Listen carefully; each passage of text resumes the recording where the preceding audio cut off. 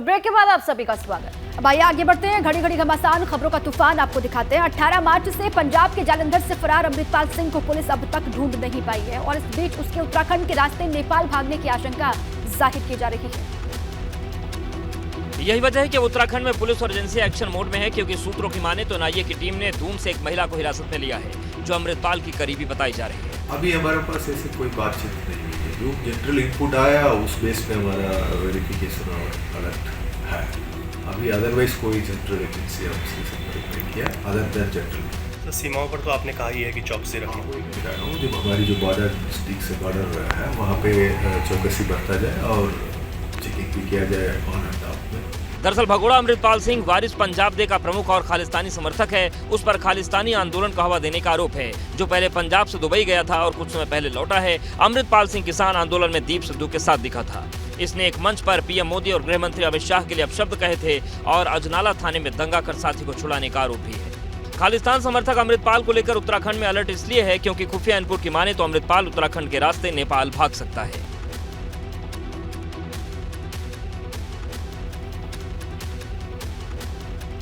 गुजरात की जेलों में ऑपरेशन जेल चलाया गया, जिसमें अतीक की साबरमती सेंट्रल जेल में भी पुलिसकर्मियों ने सघन तलाशी ली है। गुजरात की जेलों में उस वक्त हड़कंप मच गया जब तकरीबन 1700 पुलिसकर्मियों और अफसरों ने अचानक छापेमारी की और ऑपरेशन जेल चलाया। इनमें सबसे खास रही साबरमती जेल, जिसमें हाई सिक्योरिटी जोन में यूपी के बड़े अपराधी अतीक अहमद को रखा गया है। ये हमने एक रेड किया है, मुलाकात ली है, कैदियों से बात किया है, जेल के जो अधिकारीगण हैं उनसे बात किया है और अभी तो सिर्फ 30 से 40% ही कामगिरी पूर्ण हुई है। साबरमती सेंट्रल जेल अतीक अहमद के कारण खास इसलिए हो गई है क्योंकि माना जा रहा है कि अतीक अहमद ने उमेश पाल की हत्या की साजिश इसी जेल से की थी। सूत्रों की माने तो गृह मंत्रालय को जानकारी मिली है कि जेल में कैदियों को मोबाइल खुद जेल के कर्मचारी ही मुहैया करवाते थे। अतीक अहमद को लेकर भी माना जा रहा है कि उसे भी जेल में मोबाइल मुहैया करवाया गया था। हालांकि पुलिस को फिलहाल सर्च के दौरान हाई सिक्योरिटी जोन से कोई आपत्तिजनक चीज नहीं मिली, लेकिन छापेमारी में खुद को जेल में सुरक्षित समझ रहे यूपी के माफिया की नींद जरूर उड़ गई।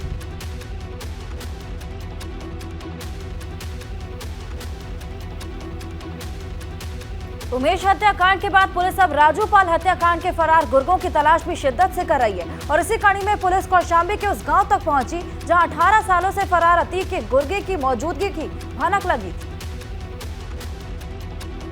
कौशांबी में पुलिस ने दूसरे दिन भी दबिश दी। पुलिस पूर्व विधायक राजूपाल हत्याकांड में शामिल माफिया अतीक अहमद के फरार शूटर अब्दुल कवी की तलाश में उसके ससुराल कटैया पहुंची।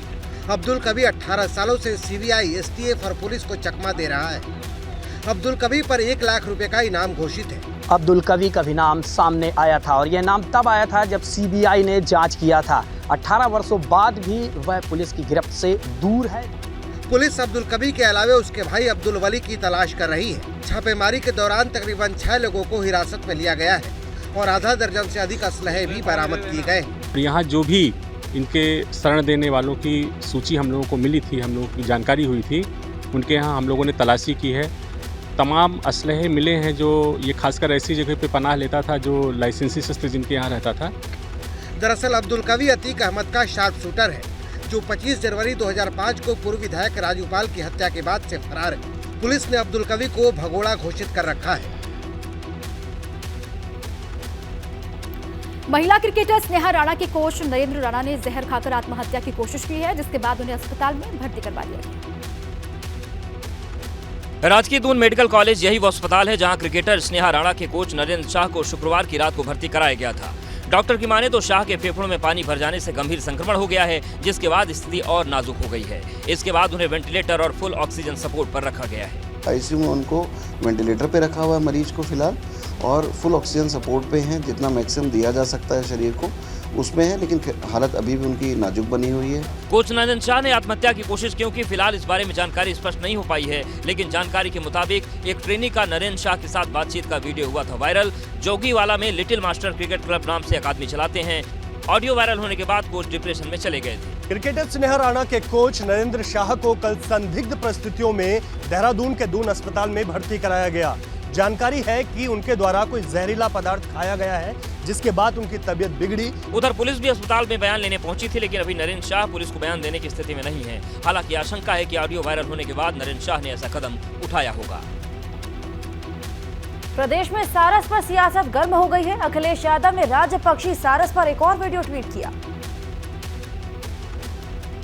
अखिलेश यादव के इन दोनों राज्यपक्षी सारस के प्रति खास लगाव देखने को मिल रहा है। 2 दिन बीत जाने के बाद अखिलेश ने सारस को लेकर एक और वीडियो ट्वीट किया, जिसमें उन्होंने लिखा है कि चिड़ियाघर में बंद परिंदा, ये कैसी आजादी है। सारस को लेकर अखिलेश लगातार सरकार पर हमलावर हैं। 2 दिन पहले भी उन्होंने ट्वीट के जरिए सीएम योगी पर तीखावार किया था। अमेठी से सारस गुम हो जाने पर अखिलेश ने ट्वीट कर लिखा था, मुख्यमंत्री जी चाहें तो लापता सारस का कोई नामकरण भी कर दें, लेकिन उसे ढूंढकर उसकी जान जरूर बचाएं। वो सारस भी पूरे उत्तर प्रदेश को वैसे ही प्रिय है जैसे मुख्यमंत्री जी को गोली। अखिलेश यादव ने अमेठी निवासी आरिफ से सारस छीने जाने का विरोध किया था। वन विभाग ने आरिफ के पास से सारस को लेकर उसे समस्तपुर पक्षी विहार छोड़ दिया था, जहां से उसे गायब होने की खबर सामने आई। इसके बाद ग्रामीणों ने सारस को फिर से ढूंढ निकाला, जिसे वन विभाग ने फिर से अपने कब्जे में ले लिया। सारस के खोने से लेकर मिलने तक सियासी गलियारे में आरोप प्रत्यारोप का दौर शुरू हो गया है। सारस पर छिड़े सियासी संग्राम पर अभी विराम नहीं लगा है। लगातार अखिलेश यादव सारस को लेकर सरकार पर तंज कसते दिखाई दे रहे हैं। लोकसभा की सदस्यता खत्म होने के 23 घंटे के बाद राहुल ने अपनी चुप्पी तोड़ी, लेकिन नए फैसले के बाद क्षेत्रीय दल अब मुखर हो गए। संसद सदस्यता रद्द किए जाने के फैसले से अगले दिन केंद्र सरकार पर राहुल गांधी जमकर बरसे और साफ कहा कि किसी भी सूरत में वो सरकार से डरने वाले नहीं हैं। और अगर ये सोचें कि मुझे डिस्क्वालीफाई करके, धमका के, जेल में डाल के मुझे बंद कर सकते, नहीं, मेरी वो हिस्ट्री नहीं है। मैं हिंदुस्तान के लोकतंत्र के लिए लड़ रहा हूं और मैं हिंदुस्तान के लोकतंत्र के लिए लड़ता रहूंगा। कांग्रेस की मौजूदा सियासत के बीच सपा अध्यक्ष अखिलेश यादव ने राहुल को नसीहत दी है और कहा है कि अब कांग्रेस की जिम्मेदारी बनती है कि वो क्षेत्रीय दलों को आगे करें और उनके साथ खड़ी हो। अब जिम्मेदारी कांग्रेस की बनती है कि रीजनल पार्टीज को आगे करें और उनके साथ खड़े हों, जिससे भारतीय जनता पार्टी का मुकाबला किया जा सके। राहुल की सदस्यता जाने पर मायावती ने भी ट्वीट कर अपनी राय जाहिर की है और कहा है कि कांग्रेस पार्टी को जरूर सोचना चाहिए कि 1975 में जो कुछ हुआ क्या वो सही था, और अब उनके नेता राहुल गांधी के साथ जो कुछ हो रहा है वो भी कितना उचित है।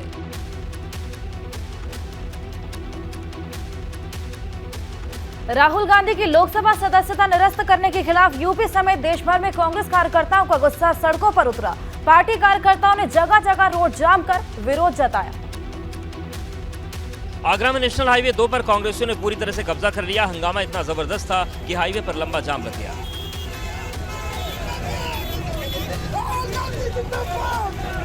प्रदर्शनकारियों को हटाने में पुलिस के पसीने छूट गए। समझाने बुझाने का जब कोई असर कार्यकर्ताओं पर नहीं हुआ तो पुलिस को हल्का बल प्रयोग करना पड़ा। इस दौरान पुलिस और कार्यकर्ताओं के बीच नोकझोंक भी हुई, जिसके बाद पुलिस ने कई कार्यकर्ताओं को हिरासत में लिया। इस दौरान तकरीबन 1 घंटे तक हाईवे पर यातायात बाधित रहा। इस समय जो कांग्रेसी हैं वो लगातार प्रदर्शन करते हुए नजर आ रहे हैं। आप तस्वीरों में देख सकते हैं किस तरीके से लगातार यहाँ इस समय NH2 पर, नेशनल हाईवे 2 पर इस समय प्रदर्शन देखने को मिल रहा है। इधर अमेठी में भी कांग्रेस कार्यकर्ताओं ने जोरदार प्रदर्शन किया। आक्रोशित नेताओं ने केंद्र सरकार के खिलाफ जमकर नारेबाजी की और सरकार पर तानाशाही का आरोप लगाया। कार्यकर्ताओं के प्रदर्शन को देखते हुए बड़ी संख्या में पुलिस बल तैनात थी। इधर वाराणसी में भी कांग्रेस कार्यकर्ताओं ने राहुल गांधी के खिलाफ फैसले का विरोध किया। कांग्रेस नेता अजय राय ने फैसले को लोकतंत्र के खिलाफ साजिश बताया। बाजी में निर्णय लिया गया है और पूरी तरीके से लोकतंत्र को खत्म करने के लिए ये पूरी इनकी साजिश है। जाहिर है राहुल के खिलाफ फैसले पर कांग्रेसियों का गुस्सा इतना जल्दी ठंडा होने वाला नहीं है। योगी सरकार के दूसरे कार्यकाल का पहला साल पूरा हो गया है। सरकार काम का बखान कर रही है, लेकिन विपक्ष दावों को झूठा बता रहा है। योगी सरकार ने अपने 6 साल पूरे कर लिए हैं। इसी के साथ मुख्यमंत्री योगी आदित्यनाथ ने अपने दूसरे कार्यकाल का पहला साल पूरा किया। इस अवसर पर सीएम योगी ने सरकार की उपलब्धियां गिनाई। उत्तर प्रदेश के समग्र विकास की अपनी कार्य योजना जो बनाई थी, पूरी ईमानदारी के साथ उसे लागू करने के लिए हर स्तर पर प्रयास किया। योगी सरकार के दूसरे कार्यकाल के 1 साल पूरे होने पर सियासत शुरू हो गई। सपा ने योगी सरकार के कामकाज को अधूरा बताया और सरकार के वादों को झूठा बताया। इनका 1 साल का कार्यकाल मत गिनिए। उत्तर प्रदेश में ये 7वां बजट लाए हैं, तो 7 बजट का हिसाब किताब दें। 5 सालों में कोई काम नहीं किया है। योगी सरकार की कामयाबी पर कांग्रेस ने भी हमला बोला और सरकार पर यूपी में कोई काम न करने का दावा कर डाला। आप ये पूछिए उनसे जो लोग जश्न मना रहे हैं कि किस चीज़ की उपलब्धि है। क्या आज पूरे प्रदेश के अंदर कानून व्यवस्था घर में घुस के गवाह की हत्या कर दी जा रही है? जाहिर है कि विकास के दावे और विपक्ष के बवाल के बीच सियासत का पारा गर्म है।